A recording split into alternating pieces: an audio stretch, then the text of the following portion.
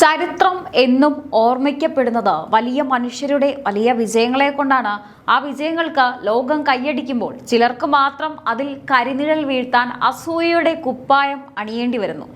ഇന്ന് ഞാൻ സംസാരിക്കാൻ പോകുന്നത് ഇന്ത്യൻ രാഷ്ട്രീയത്തിലെ ഏറ്റവും വലിയൊരു കോമഡി ഷോയെ കുറിച്ചാണ്. നരേന്ദ്രമോദിക്ക് വിദേശത്തെ മണ്ണിൽ വെച്ച് ലഭിക്കുന്ന സ്വീകരണം കണ്ടാൽ ചിലർക്ക് ഇവിടെ ഉറക്കം വരാറില്ല. നമ്മുടെ രാഹുൽ ഗാന്ധിക്കും മല്ലികാർജുൻ ഖാർഗെക്കും എന്താണ് ഇത്ര അലർജി? അവർ പറയുന്ന ഒരു മാരകമായ തമാശയുണ്ട്. മോദിയുടെ പരിപാടിയിൽ പങ്കെടുത്തവർ പണം വാങ്ങി എത്തിയവരാണ്. കഷ്ടം. സ്വന്തം പാർട്ടിയിൽ ആളുകളെ കൂട്ടാൻ ടിക്കറ്റ് ബുക്ക് ചെയ്യേണ്ടി വരുന്നവർക്ക് പ്രവാസികളുടെ ആവേശത്തെ എങ്ങനെ മനസ്സിലാകും? ഓസ്ട്രേലിയയിലെ മെൽബണിലെ മാർവൽ സ്റ്റേഡിയം നിറഞ്ഞു കവിഞ്ഞ ആ ലക്ഷക്കണക്കിന് ആളുകൾ സ്വന്തം പോക്കറ്റിൽ നിന്ന് കാശെടുത്ത് സ്വന്തം സമയവും അധ്വാനവും ചിലവാക്കി വന്നവരാണ്. അവരെയാണ് കോൺഗ്രസ് നേതാക്കൾ പെയ്ഡ് ക്രൗഡ് എന്ന് വിളിക്കുന്നത്. അതെ, സ്വന്തം നാട്ടുകാരെ വെറും കൂലിക്കാരായി മുദ്രകുത്താൻ ഒരു പ്രതിപക്ഷ നേതാവിന് എങ്ങനെയാണ് നാവ് പൊന്തുന്നത്? ഇതൊരു രാഷ്ട്രീയ വിമർശനമല്ല, ഇതൊരു വല്ലാത്ത അസഹിഷ്ണുതയാണ്. മോദിക്ക് ലോകത്ത് എവിടെയെങ്കിലും ഒരു സ്വീകരണം ലഭിച്ചാൽ അത് ഇന്ത്യക്ക് ലഭിക്കുന്ന അംഗീകാരമായി കാണുന്നതിന് പകരം അതിനെ തകർക്കാൻ കള്ളക്കഥകൾ മെനയുന്ന ഒരു പ്രതിപക്ഷം.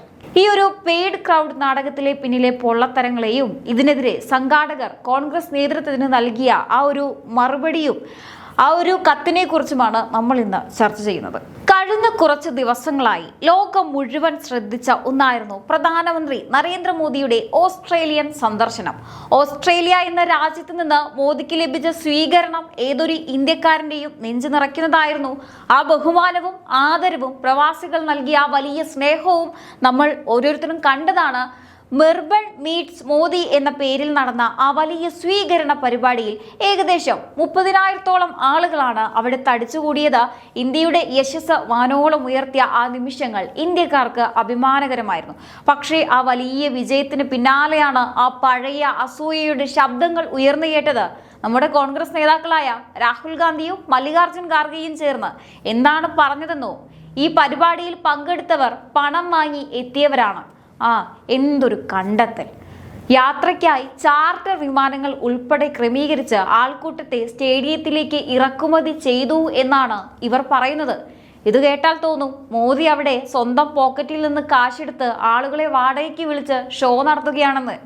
ശരിക്കും പറഞ്ഞാൽ ഇത്രയും ആഴത്തിൽ അസൂയയുള്ള ഒരു പ്രതിപക്ഷ നേതാവിനെ നിങ്ങൾക്ക് ലോകത്ത് വേറെ എവിടെ കാണാൻ സാധിക്കും? സ്വന്തം നാട്ടിൽ 10 പേരെ ഒപ്പം കൂട്ടാൻ പാടുപെടുന്നവർക്ക് വിദേശ മണ്ണിൽ മോദിക്ക് കിട്ടുന്ന ഈ വലിയ സ്വീകാര്യത കണ്ടപ്പോൾ സഹിക്കാൻ വയ്യാതെയായി. ആ അസൂയാണ് ഇപ്പോൾ ഇവർ ഇങ്ങനെ ഓരോന്ന് വിളിച്ചു കൂവി പ്രകടിപ്പിക്കുന്നത്. ഈ ആരോപണം ഉന്നയിക്കുന്നതിന് മുൻപ് അവർ ഒന്ന് ആലോചിക്കണമായിരുന്നു. സ്വന്തം പോക്കറ്റിൽ നിന്ന് പണമെടുത്ത് ജോലി തിരക്കുകൾ മാറ്റിവെച്ച് വലിയ ആവേശത്തോടെ അവിടേക്ക് ഒഴുകിയെത്തിയ ആ 30,000 ആളുകളെയാണ് ഇവർ ഈ ഒരൊറ്റ പ്രസ്താവനയിലൂടെ അപമാനിച്ചത്. അതിൽ നമ്മുടെ ഇന്ത്യക്കാരുമുണ്ട്. നിങ്ങൾക്ക് മോദിയെ വിമർശിക്കാം, അതിന് എല്ലാ സ്വാതന്ത്ര്യവുമുണ്ട്. പക്ഷേ സ്വന്തം നാട്ടിലെ ജനങ്ങളെ, പ്രവാസികളെ ഇങ്ങനെ പെയ്ഡ് ക്രൗഡ് എന്ന് വിളിച്ച് ആക്ഷേപിക്കുന്നത് ഒരു വലിയ ജനാധിപത്യ ബോധമുള്ള നേതാവിന് ചേർന്നതാണോ? നിങ്ങൾ തന്നെ പറയുക.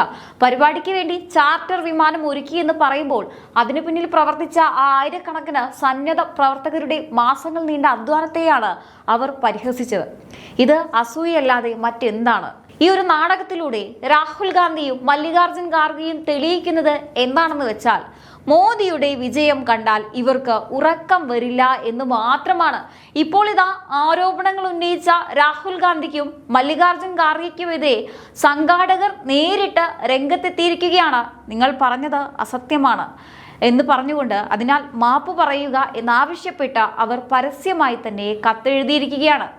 ഓസ്ട്രേലിയയിൽ മോദിയുടെ പരിപാടിക്കായി മോദി എയർവൈസ് ഉൾപ്പെടെയുള്ള ചാർട്ടർ വിമാനങ്ങൾ ഏകോപിപ്പിച്ച ആ സംഘാടകർ തങ്ങളുടെ സത്യസന്ധത വെളിപ്പെടുത്തിക്കൊണ്ട് രംഗത്ത് വന്നതോടെ കോൺഗ്രസിന്റെ കള്ളക്കളികൾ പൊളിഞ്ഞു വന്നിരിക്കുകയാണ്. ചരിത്രത്തിന്റെ ഏടുകളിലേക്ക് നോക്കുമ്പോൾ ജനാധിപത്യത്തിന്റെ കാവലാളുകളായി പ്രവർത്തിക്കേണ്ട പ്രതിപക്ഷത്തെ നാം കണ്ടിട്ടുണ്ടാവാം. ഭരണകൂടത്തിന്റെ തെറ്റുകൾ ചൂണ്ടിക്കാണിക്കുകയും നയപരമായ വീഴ്ചകൾ തിരുത്തിക്കൊടുക്കുകയും ചെയ്യുക എന്നത് ഏതൊരു പ്രതിപക്ഷത്തിന്റെയും അവിഭാജ്യമായ ഘടകമാണ്. എന്നാൽ ഇന്നത്തെ കോൺഗ്രസ് നേതൃത്വത്തിലേക്ക്, പ്രത്യേകിച്ച് രാഹുൽ ഗാന്ധിയുടെയും മല്ലികാർജുൻ ഖാർഗെയുടെയും പ്രസ്താവനകളിലേക്ക് ഒന്ന് കണ്ണോടിച്ചാൽ ഈ പറഞ്ഞ ധർമ്മം എത്രമാത്രം തരം താണു എന്ന് നമുക്ക് കാണാൻ കഴിയും. ഓസ്ട്രേലിയയിൽ പ്രധാനമന്ത്രി നരേന്ദ്രമോദിക്ക് ലഭിച്ച സ്വീകരണത്തെ അവർ വിശേഷിപ്പിച്ചത് പണം കൊടുത്തു വന്ന ആളുകൾ എന്നാണ്. ഈ പ്രസ്താവന എത്രമാത്രം പരിഹാസ്യമാണ്. ഒരു പ്രധാനമന്ത്രി വിദേശത്ത് മണ്ണിലെത്തുമ്പോൾ അവിടുത്തെ പ്രവാസി സമൂഹം വലിയ ആവേശത്തോടെ തടിച്ചുകൂടുന്നത് ആ രാജ്യത്തിന് ലഭിക്കുന്ന അംഗീകാരമായി കാണുന്നതിന് പകരം അതിനെ തകർക്കാൻ കള്ളക്കഥകൾ മെനയുന്ന ഒരു പ്രതിപക്ഷം ഇന്ത്യയുടെ ജനാധിപത്യത്തിന് തന്നെ ഒരു ശാപമായി മാറിയിരിക്കുകയല്ലേ. മെൽബൺ മാർവൽ സ്റ്റേഡിയത്തിൽ ഒത്തുചേർന്ന 30,000-ഓളം വരുന്ന ആ ഒരു സമൂഹം അവിടെ എത്തിയത് എന്തെങ്കിലും കൂലി വാങ്ങിക്കൊണ്ടായിരുന്നു. സ്വന്തം ജീവിതവും ജോലിയും മാറ്റിവെച്ച മാസങ്ങളോളം നീണ്ട ആസൂത്രണത്തിനൊടുവിൽ സ്വന്തം കയ്യിൽ നിന്ന് പണമെടുത്ത് മോദിയെ കേൾക്കാനെത്തിയ ആ സാധാരണ മനുഷ്യരെയാണ് കോൺഗ്രസ് നേതൃത്വം പണം കൊടുത്തു വന്നവരെന്നും BJPയുടെ തട്ടിപ്പാണെന്നും മുദ്രകുത്തിയത്. വിദേശ മണ്ണിൽ വിയർപ്പൊഴുക്കി ഇന്ത്യയുടെ യശസ് ഉയർത്തുന്ന ലക്ഷക്കണക്കിന് പ്രവാസികളെ ഇവർ കണ്ടത് വെറും വിലപേശൽ വസ്തുക്കളായാണ്. തങ്ങൾക്കിഷ്ടമില്ലാത്ത ഒരു നേതാവിനെ ലോകം അംഗീകാരം നൽകുമ്പോൾ ആ അംഗീകാരത്തിൻ്റെ മാറ്റു കുറയ്ക്കാൻ ഇത്തരം വൃത്തികെട്ട ആരോപണങ്ങൾ ഉന്നയിക്കുന്നതിലൂടെ ഇവരൊക്കെ എന്താണ് ഉദ്ദേശിക്കുന്നത്? അല്ലെങ്കിൽ ആരെയാണ് വിഡ്ഢികളാക്കാൻ നോക്കുന്നത്? തങ്ങളുടെ പരാജയം മറച്ചുവെക്കാൻ ഇത്തരം കുറുക്കുവഴികൾ തേടുന്ന കോൺഗ്രസിന്റെ രാഷ്ട്രീയ സംസ്കാരം എത്രത്തോളം തരം താന്നു പോയി എന്ന് ചിന്തിക്കേണ്ടിയിരിക്കുന്നു. ഇനി ഏറ്റവും രസകരമായ കാര്യം എന്താണെന്ന് വെച്ചാൽ രാഹുൽ ഗാന്ധിയുടെ വിദേശ യാത്രകളിൽ വലിയ സ്വീകരണം കിട്ടാത്തതുകൊണ്ട് തോന്നുന്ന ഒരു അസൂയാണോ ഈ പരിഹാസത്തിന് പിന്നിൽ എന്നതാണ്. മോദിക്ക് കിട്ടുന്ന കയ്യടികൾ കേൾക്കുമ്പോൾ അത് രാജ്യത്തിന്റെ വിജയമാണെന്ന് പറയാൻ കഴിയാത്തത്ര അസഹിഷ്ണുതയാണോ കോൺഗ്രസ് നേതൃത്വത്തെ ബാധിച്ചിരിക്കുന്നത്? ഓസ്ട്രേലിയയിലെ ഇന്ത്യൻ പ്രവാസികളിൽ പല രാഷ്ട്രീയ വീക്ഷണമുള്ളവരുണ്ട്. എല്ലാവരും BJP അനുഭാവികളല്ല. എന്നിട്ടും എന്തുകൊണ്ട് അവർ മോദിയെ കാണാൻ തടിച്ചുകൂടി? അതിനുള്ള ഉത്തരം ലളിതമാണ്. ഇന്ത്യയെ ലോകത്തിനു മുന്നിൽ ഒരു അഭിമാന ശക്തിയാക്കി മാറ്റാൻ മോദിക്കായി എന്നതാണ്. ഇതൊരു യാഥാർത്ഥ്യമാണ്. ഈ യാഥാർത്ഥ്യത്തെ ഇല്ലാതാക്കാൻ കള്ളങ്ങൾ പറയുന്നതിലൂടെ കോൺഗ്രസ് ജനങ്ങളിൽ നിന്ന് കൂടുതൽ അകലുകയല്ലേ? ഇനിയെങ്കിലും ഇത്തരം ഒരു കള്ളങ്ങൾ അല്ലെങ്കിൽ ആരോപണങ്ങൾ അവസാനിപ്പിച്ച് മാന്യമായ രാഷ്ട്രീയ പോരാട്ടത്തിന് അവർ തയ്യാറാവേണ്ടതുണ്ട്. സംഘാടകർ നൽകിയ തുറന്ന കത്ത് വെറുമൊരു കത്തല്ല, മറിച്ച് ഇന്ത്യയുടെ പ്രവാസി സമൂഹം കോൺഗ്രസ് നേതൃത്വത്തിന്റെ മുഖത്തടിച്ച ഒരു മറുപടി തന്നെയാണ്. ഈ ആരോപണങ്ങൾ കൊണ്ട് രാജ്യത്തിന്റെ പ്രതിച്ഛായ തകർക്കാമെന്ന് കരുതുന്നവർ ഓർക്കുക, ജനങ്ങൾ തിരിച്ചറിയുന്നുണ്ട് ആരാണ് രാജ്യത്തെ സ്നേഹിക്കുന്നതെന്നും ആരാണ് രാഷ്ട്രീയ ലാഭത്തിന് വേണ്ടി സ്വന്തം ജനതയെ തന്നെ അപമാനിക്കുന്നതെന്നും. രാഹുൽ ഗാന്ധിക്കും മല്ലികാർജുൻ ഖാർഗെയും ഇനിയും ഇത്തരം അബദ്ധങ്ങൾ തുടരാനാണ് പോകുന്നതെങ്കിൽ ചരിത്രം ഇവരെ അസഹിഷ്ണുതയുടെ വക്താക്കളായി രേഖപ്പെടുത്തും എന്ന കാര്യത്തിൽ സംശയമില്ല. അവിടെ നടന്നത് ഇന്ത്യയുടെ കരുത്ത് തെളിയിച്ച ഒരു മഹാസംഗമമായിരുന്നു. മെൽബൺ മാർവൽ സ്റ്റേഡിയത്തിൽ ഒഴുകിയെത്തിയ ആ ജനസമുദ്രത്തെ കണ്ട് ലോകം മുഴുവൻ അന്തം വിട്ട് നിൽക്കുമ്പോൾ നമ്മുടെ പ്രതിപക്ഷ നേതാക്കൾക്ക് മാത്രം തോന്നിയത് അതൊരു വലിയ തട്ടിപ്പാണെന്ന്.